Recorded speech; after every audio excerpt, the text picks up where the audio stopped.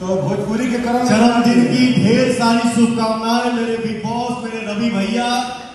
मैं यही चाहूंगा, भगवान से यही प्रार्थना करूंगा कि मेरे भैया के चेहरे की मुस्कुराहट जो है वो आजीवन बरकरार है। लव यू भैया। आज तुम लोगों ने बहुत सुंदर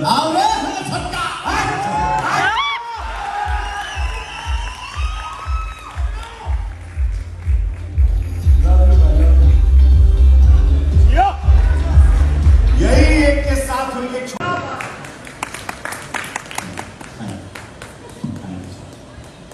तो भोजपुरी के कर्म जन्मदिन की ढेर सारी शुभकामनाएं मेरे बिग बॉस, मेरे रवि भैया।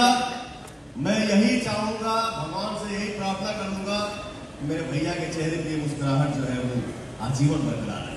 लव यू भैया। आज तुम लोगों ने बहुत सुंदर